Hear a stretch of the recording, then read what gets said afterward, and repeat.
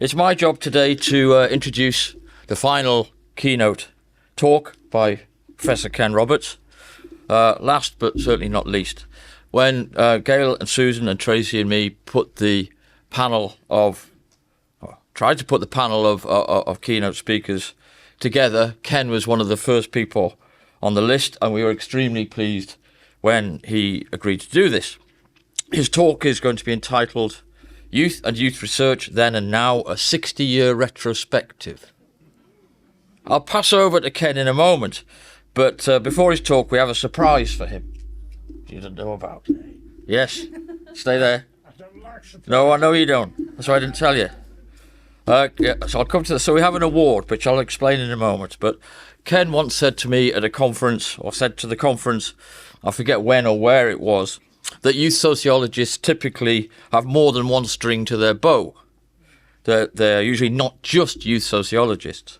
They have interests perhaps in the sociology of labour markets or gender or family as well. Now, I don't know if that's still true, but it's an interesting thing to think about. And certainly Ken works across three distinct but linked fields. The sociology of class, the sociology of leisure, and the sociology of youth. And he's been a distinguished and leading figure globally in all of those areas.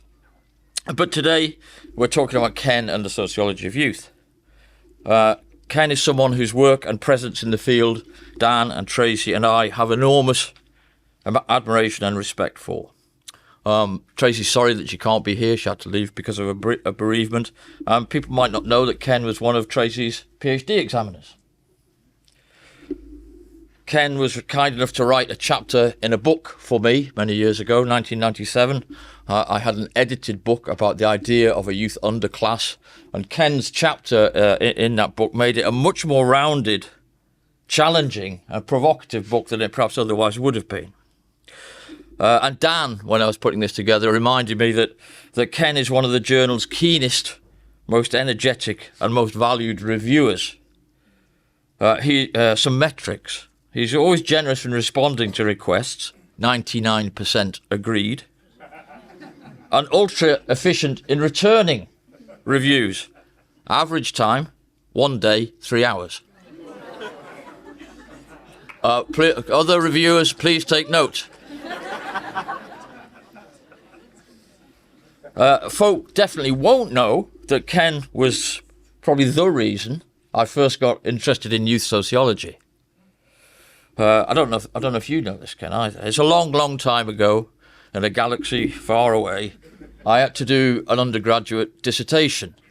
I wasn't a studious student, probably the opposite. I couldn't really think of anything to do. Yeah?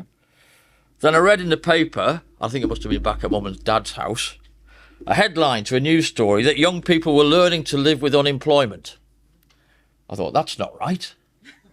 This was 1982. I thought, that's not right, and it's also a politically dangerous sort of thing to be saying.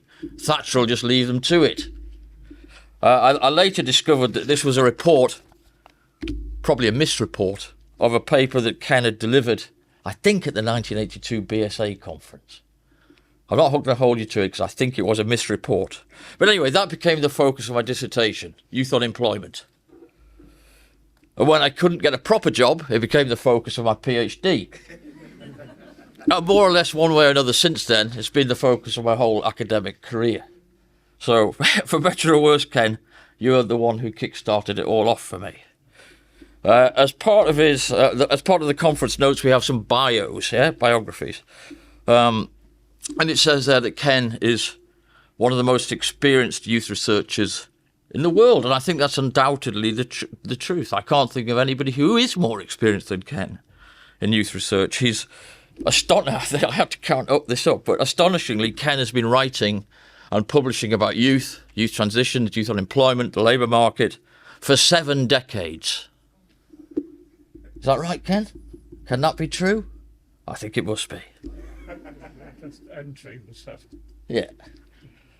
So he's been directed or been involved with research projects in the UK, in Eastern and Western Europe, in the ex-Soviet republics, and more recently in North Africa. This international sweep to his work allows for critical comparative youth sociology. So, for example, a key message of the book called Youth in Transition 2009, which drew on multiple quantitative and qualitative research projects from several countries in East and Western Europe, was how, well, a central message was how that we in the West, perhaps we might call it the global North now, should look to Eastern European societies for our path of development, not the other way round. So, for instance, if we look at the spread of graduate underemployment in the UK, that was a phenomenon that was first developing in the ex-Soviet, in the Soviet and Eastern Europe. There are many things that I love about Ken and his work. His writing and his lecturing is marked by clarity and accessibility. It's not full of jargon and obfuscation, and I hope you don't let me down today. He asks and answers central questions about why we as sociologists might want to even study youth in the first place. He speaks with authority and can be provocative. Ken isn't at the whim of scholarly fads and fashions. I don't mean this in a nice way. I think he's decidedly anti-fashion. Again, in the bio for the conference, which Ken wrote, he notes simply that, quote, his consistent position has been that how young people's lives unfold depends more on opportunity structures than aspirations or choices. Amen. That's a deceptively simple but extremely important position, and it has enormous theoretical and significant ramifications. But it's a position or a way of thinking that's often missed and got wrong by policymakers, by politicians, and sometimes also by youth researchers. So it's a great honour for me, just to wrap up, on behalf of the journal, on behalf of Dan and Tracy, to present to Ken a Lifetime Achievement Award for your contribution to the field of youth studies. We have a few gifts. Of course, we have a certificate. And we have, I'll be quite honest with you, this is an IOU. This is not, just wait there for a sec. This is an IOU. This is from Taylor and Francis, our publishers. It's a token of their appreciation of your work. So you can open that up later. Most importantly, we have a few gifts from the Man City shop. So Ken, like me, is a City fan, and I just checked beforehand, we are still top of the league. So if you don't want any of these, you can happily pass them back over. There's all sorts of these, Man City socks and everything. So please join me in congratulating Ken on his Lifetime Achievement Award.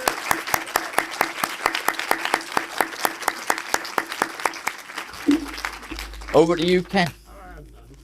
Shall we just put this down there, or just leave it there?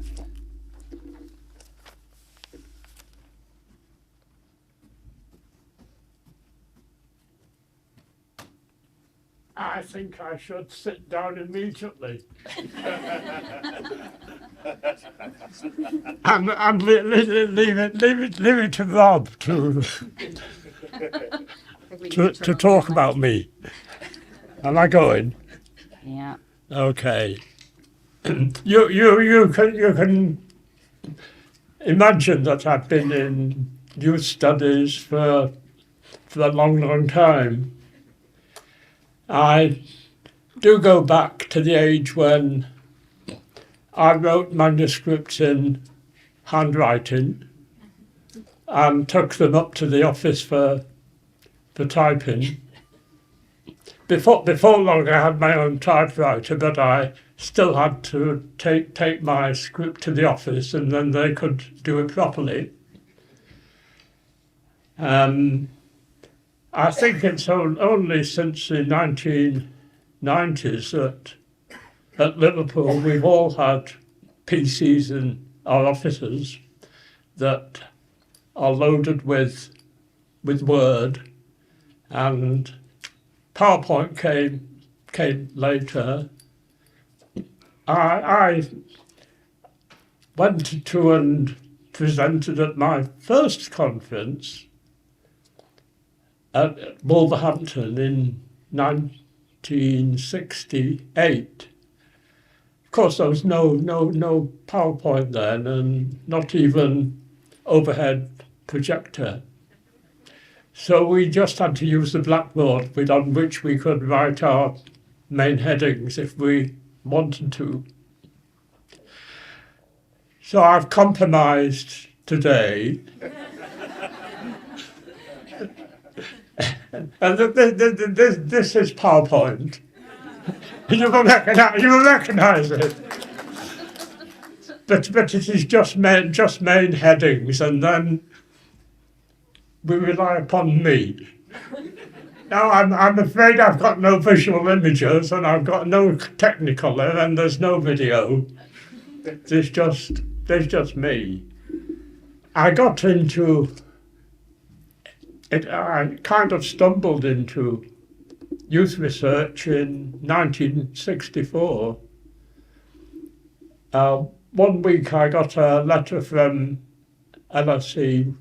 You got these messages by letter, mail at that time, to give me my degree results from my bachelor degree. Good. Then a week later I got another letter that was offering me a postgraduate studentship, and I was always going to say yes to that. Otherwise, I was going to work for the Home Office in the research section, but postgraduate work, which could lead to an academic career, was always going to win hands down. At that time, there was no ESRC. A variety of government, public, and other bodies had awarded gifted scholarships to specific universities and departments, sometimes with conditions attached. And the condition on mine was that my research had to be about economic life, broadly defined, and I decided to study young people's entry into employment. I'll explain why in a minute. But that was not a highly fashionable research area. Youth research in the 1960s was quite buoyant, it was ascendant. There were people who studied youth work, youth services. There's a stream of research and serious writing on youth work in Britain that goes back to the end of the 19th century. And it continued in the 1960s, and it continues to the present day. And I think it is very, very well represented at this conference. There was also a great deal of interest in youth deviance, delinquency. People working in this field were inventing a new criminology. They had a National Deviance Symposium. They were inspired by symbolic interactionist perspectives and more specifically by a labelling theory of deviance, and that was an exciting development. There was also a stream of research into the post-war youth cultures, who were in a sense the competitors of the established youth services. The best known interventions there were from Birmingham University's Centre for Contemporary Cultural Studies, and transition into work from education. Well, it was not a public issue. It was not a political issue, because young people simply left school and got jobs. There was full employment. So it was not a problem. But I thought there was a problem,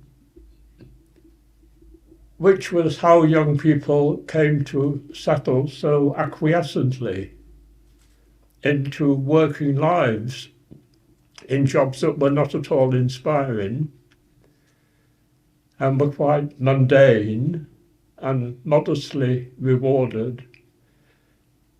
Other sociologists who were working in this field of youth employment were asking the same question.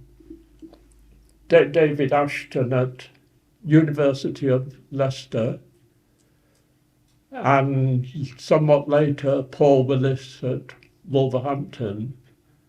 Why the hell weren't they rioting?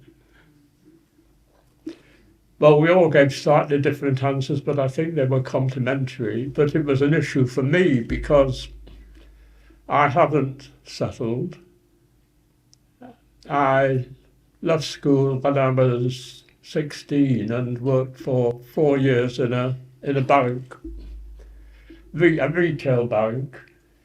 When you do this, you can see the rest of your life planned before you, the jobs you'll be doing in 5, 10, 40 years.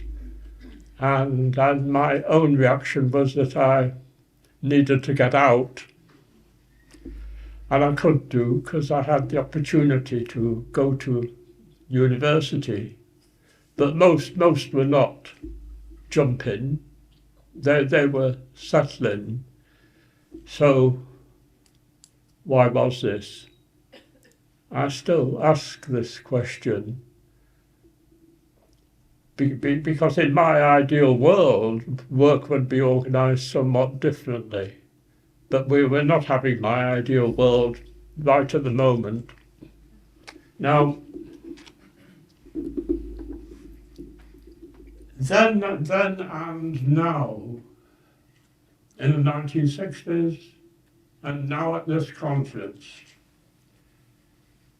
if I say that the types of employment that young people move into are determined primarily by where they live, by place, country, region within country, city, sometimes local labour market within a city, and then by family class origin, and also by education, the institution you've attended and its reputation and the qualifications with which you leave.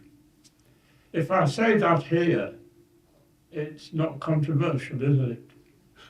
Not at all. And to an audience of sociologists in the 1960s, it was not controversial, but it was. To the professional group who were listening, who were youth employment officers, subsequently called careers officers, who were responsible for advising young people while they were at school, and also following up their progress into the labour market. Now, they had all been trained on a diet of psychology and theories about the development of occupational choices, which they were intended to facilitate. Young people would gradually come to identify the kind of occupations that would be right for them, and then assisted by the Youth Employment Service, they would move into these occupations and be happy ever after. I was saying no, that it is opportunity. Now, young people do have to exercise agency. They must exercise agency in applying for jobs. And if offered a job, they must exercise agency in saying yes. But they can only say yes to offers they get, right? And often the offers are quite narrow. And although there might be full employment, you hesitate to turn an offer down if it's reasonably close to what you want to do, because you don't know whether you'll be offered anything better. So that's what became opportunity structure theory, and it's had legs. Because ever since then, problems in assimilating young people into the labour market have been attributed to deficiencies in young people, right? Their education has been wrong, right? It's not been sufficiently vocational, or it's not trained them in the right occupational skills. So they've got to be prepared better and made more employable. And moving right into the present. I mean, universities now think it's part of their mission to teach employability to their students. Yeah? Now, I tell you this. The place where people become employable is actually in employment. where you learn what you need to do in order to satisfy the organisation, the employer. And I also tell you this, that the place where most occupational skills are learned is in employment. It is not in classrooms. And if the jobs are there, you find that young people are eminently employable. But the battle for ideas, it continues and it's never ending. So opportunity structure theory, yeah, it's lived. Now, I might have left it at that. As Robert said, I'm a youth researcher, but not only. And I stuck around in the field because in the 1970s, youth employment did become a public issue, a matter of political interest. And that was because of unemployment. Yeah. During the 1970s, levels of unemployment in Britain were rising. And among young people, the levels were higher than among adults. And from 1976 onwards, the government had special measures intended to get young people into the workforce. There were new training schemes. There were new courses in education. And also an increase in the numbers of young people who were continuing their education beyond the minimum leaving age along the old normal routes. And it's in this context that a transition paradigm emerged for studying how young people did move from education to work. Yeah? There was social origins, right? Place, education, family, class.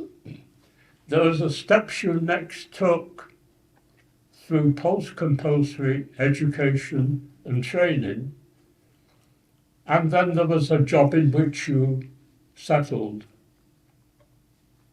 for the far as you know, for the longer term. Though the longer term mightn't be forever, but it was a job in which you were not looking to, it was not finite duration, like an educational course or a training scheme. You're there for as long as both the employer and you consider it satisfactory. So the transition paradigm, which young people from different class and educational backgrounds in specific places follow which routes and the types of employment to which they lead. I'm under heading 2.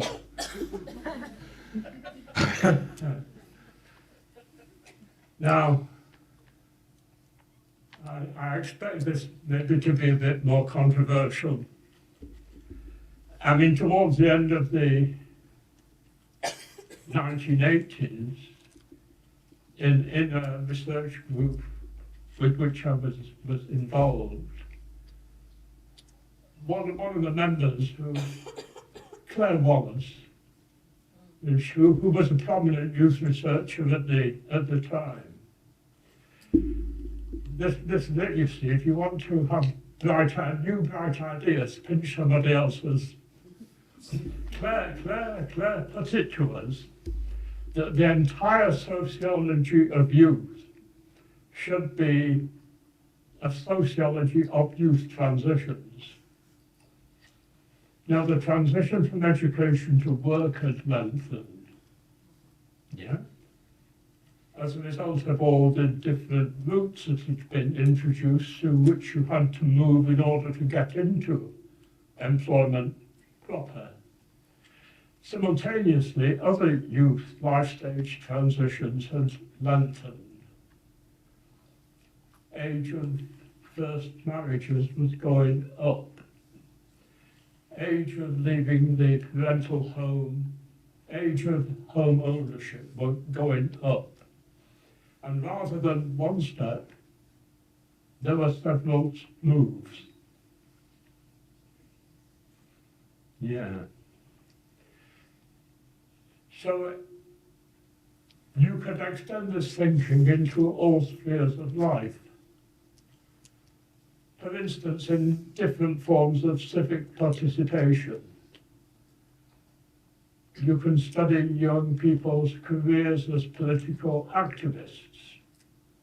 And it is misleading to sort of generalize about so many young people do this or so many young people do that.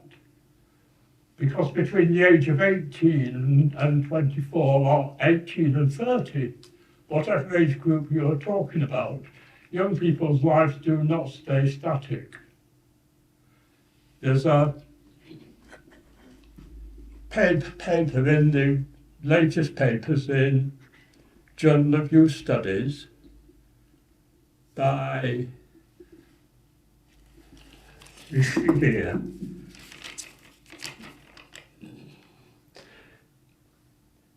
Nuno de Almeida Alves, is she here? That's a he and he's not. Well, I may have got the pronunciation wrong, but it is a study of young people who've become active members of a militant left-wing group. And it's about their journeys through earlier years of youth into their current positions. And it's for the people who are politically active, they're not suddenly active and static, yeah, they change. Just as people gradually change their relationships with their families of childhood as they move through youth, and in all spheres of life. In pursuing their taste in music, people aged 16 are not going to continue to do it in exactly the same way until they're in their late 20s. So the argument is that any accurate, valid representation of any part of young people's lives has to incorporate a dimension of movement.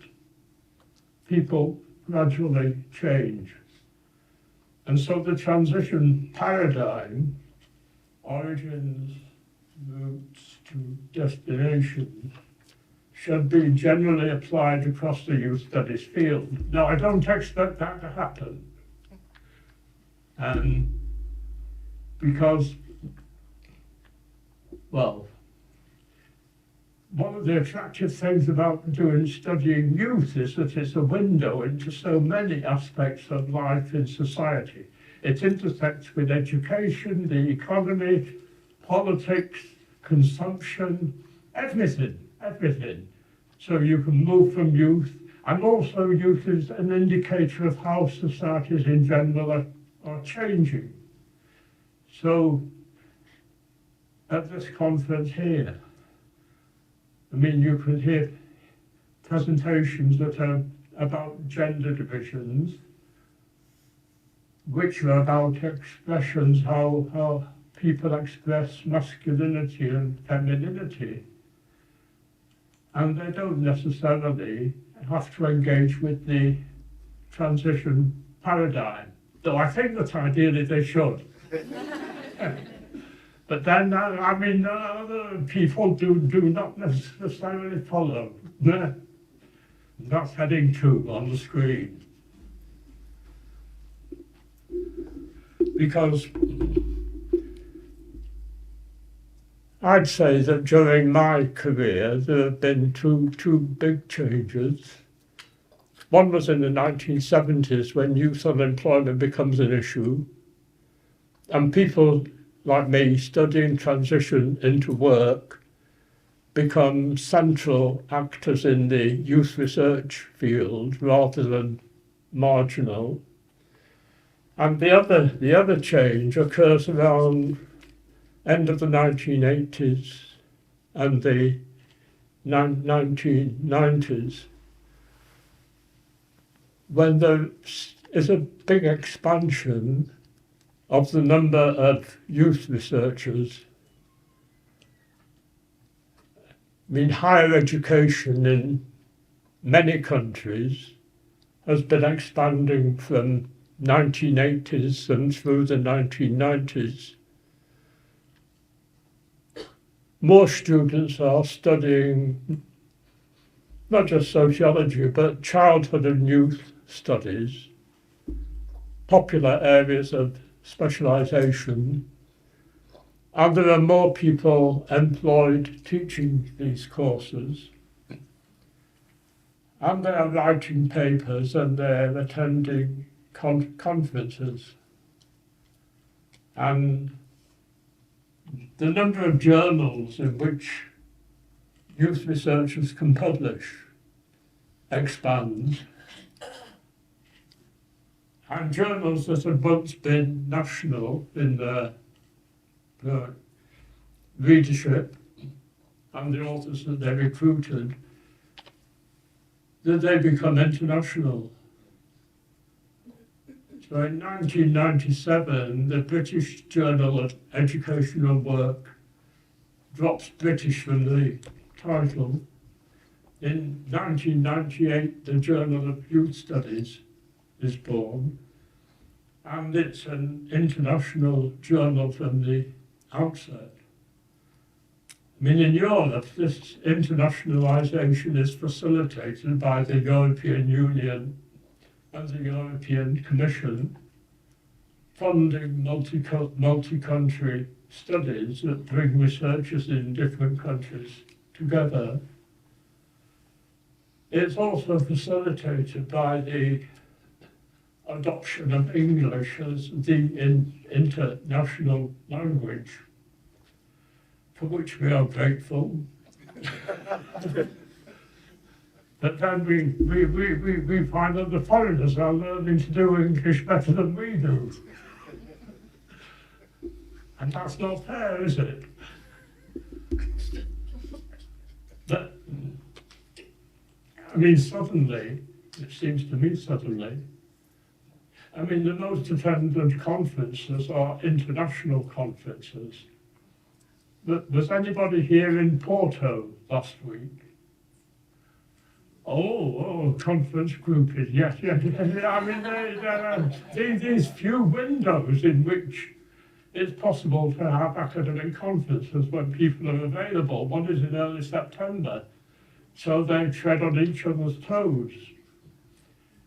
I mean, in the 1990s, there were various networks on youth research, international networks that were being established. Some didn't last very long. The one that has is the European Network on Transitions in Youth. Anybody heard of it? Yes, good. I mean, its initial meeting was in Barcelona in 1993, and it has met annually ever since. And this year, its meeting is this week in Warsaw. And I would be there, but I'm here. I mean, the calendar becomes cluttered. Because I think we should recognise there's a limit to this internationalisation, and to the adoption of English as the agreed language of inter-country communication, we have lost the Francophone community. They use French. The French language countries, countries that were once part of the French Empire and also French part of Canada, we don't really have the Russian language community, not to mention the Chinese. Yeah? There are limits to exactly who participates in different international networks, but nevertheless, we have them. Now, I find that there are problems in this expansion and internationalization. One is that although more papers are being written and more papers are being published, I can't increase the amount of reading that I do. And I think there might be an inverse relationship between the number of papers that are published and the number that are read. Possibly. But if in the 1960s, 70s, and 80s, I was researching young people in Britain, and I was writing just for a British audience. And the conferences I went to were conferences in Britain where the other researchers were all from Britain. And I think I could keep abreast of everything that was being produced. Yeah. Now, I can't. And I think that is I've experienced that as a problem. It's also the case that I think with international research it is much more difficult than when studying just one country to generalize about youth across Europe or globally. I was involved in the European Network on Transitions in Youth in its early years, when the main issue that was being addressed was the transition into work that had become more difficult, more complicated in country after country. Members of the group had been conducting, in some cases, longitudinal studies of young people's progress from compulsory education and onwards as they move towards employment. Now, when researchers presented their findings, we found ourselves, well, we expected it, we knew, that we were hearing about educational institutions with unfamiliar names and qualifications with names that were unfamiliar. Now, European countries there are many of them. I mean, the European country is divided into continents, it's divided into countries, all of which have their own language, their own national history. They all, in contrast to the United States, have multi-track education systems. At some point in their education, young people are split into different tracks. Now, the age when this happens varies. In Germany, it's age 10. I think in Netherlands, it's age 12. In France, it's 14. And 14 is the most common age throughout Europe. And here in the UK, it is 16. And similarly in the Nordic and countries and in the Republic of Ireland. Now, I mean, these institutions are simply different So you can say that the gymnasium in Germany is like the grammar school in Britain, but it is not just the same. Yeah? And young people in Germany do not just go to an academic secondary school, they go to the gymnasium that in Germany has its own particular reputation. And similarly, all the different vocational tracks that you might follow. So if you want accounts of young people's progress from school to working life that correspond with young people's own experiences, you have to have the detail of the local institutions, the particular schools, the particular courses, the specific qualifications that young people are following. So Rob MacDonald's research in Teesside, which I think many of you will know about, it's convincing because it has this local detail. And strip that out and just have young people getting to level 11 or level 12 or 13 or whatever the level is no real substitute. And I think, well, to me, this is a problem with which we are still, there is no solution. Because how many countries can you have all the details about how their institutions work? How many can you handle? I'm against what I call variable sociology. This is from the types of projects that the European Commission has often funded, with 12, 15, maybe more countries in them, in which you treat the countries as if they are a random sample of a larger population of countries and start working out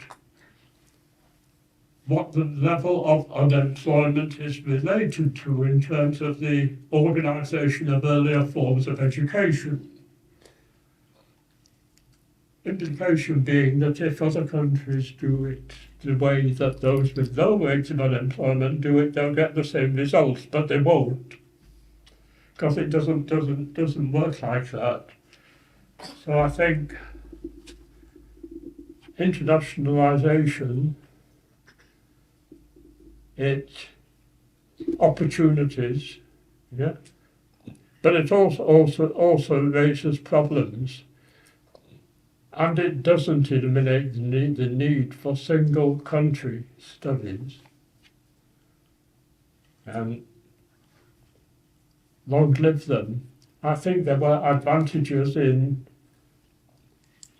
the age when you were just addressing a national audience and they were all familiar with the particular national context in which the research was done.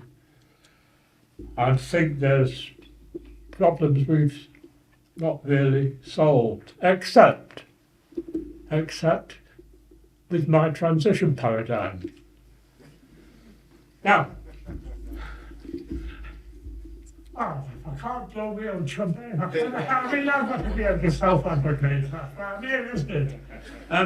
What I want to put to you is that questions that are addressed do travel well between countries. Origins, routes, destinations. You can pose the same questions anywhere. Yeah? About transitions from education to work, but also in other spheres of life. Yeah? Now the answers will vary from country to country. The answers do not travel well, yeah? But the questions do. I'm happy that I don't have a monopoly of advocacy here. And many people will do it differently. That is healthy. That's their choice. But I think asking the same set of questions about origins, roots, destinations is a way in which you can sort of produce order in what is otherwise a mass of detail. And switching to my bottom line, where I think we are looking into the future. I think intergenerational comparisons are important, and the same questions can be asked of different generations of young people, parents, current young people. Same questions that can be asked as when you're comparing different countries. How have parental origins changed? Because as societies change, so do the education of parents, and so do the occupations, the class positions of parents of successive cohorts of young people. And roots change, and young people's destinations change. And this sort of comparison, I think, has to be done within countries. But it's one in which I think in Europe, as it's done in different countries, you will see the same results. There's another paper in latest papers in Journal of Youth Studies, and it's by Violet Tucci. She's not here to remember so I can say nice things. It's about, she's written a paper about housing transitions in Europe. Noting how there are some broad differences between European regions, and how leaving the parental home or staying in the parental home has a different significance in different parts of Europe. If you are still living with your parents when you're age 30 in Ireland or in Britain, or in Germany or in France or in the Nordic countries, there's a sort of assumption that this is due to some constraint, like economic, preventing you moving out. If you're from southern Mediterranean Europe, the family cultures are different. Young people can leave home for education, to go to a university in a different region. They can leave home for employment, for better opportunities in another region. But if they can leave home to get married, and live with a partner, but simply to move out and stay in the same town, city, without getting married, it suggests something is wrong with the family that you've come from. Different meanings. But despite all this, I mean, across Europe, the typical ages when young people leave home, and also when they become owner-occupiers, they own the houses that they live in. The ages have been going up. The reason is a shortage of housing usually, which sends the price up beyond young people's means. And I think if we look at typical earnings at given ages, you will find, as is the case in Britain, that compared with their parents, young people are doing not as well today. Now, why is this? Why is this, you might ask? No, well, you might not ask. Rates of economic growth are somewhat sluggish. More of the output, the value of it, goes to asset holders, shareholders. Yeah? Among those, the proportion of the product that goes to labour, more of it goes to the top income groups, yeah? And the middle and the lower groups. Its pressure is downwards. And I think that will apply, we will find, in all Western European countries. But that's just a hypothesis for the moment. See, it requires national researchers to produce the evidence. And how can they get out of this? This is where we enter into political economy and the global political economy. There was an American sociologist called Wallerstein who in the 1970s was advocating world systems theory. His view was that the entire world should they're in one global society, yeah? And different countries are subsystems within it. And the whole constellation changes over time due to the actions of the people in various countries in various positions. And I thought when I heard Wallerstein that I agree, but I can't do that. Though Wallerstein himself simply writes about the development of capitalism as a global economic system since the end of the Middle Ages, and his argument is it divides the world into core and peripheral countries.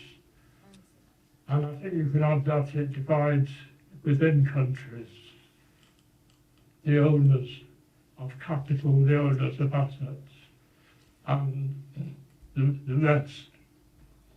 But I'm not a political economist. Limits, despite what Rob says, there are limits to what I can do, but there is still work to do for youth researchers. And so I will leave at some point, I will depart, but I hope I will leave it all in good hands. And you will consider the transition paradigm. Yeah, and opportunity structures. These have legs, these should travel, these should endure. So thank you.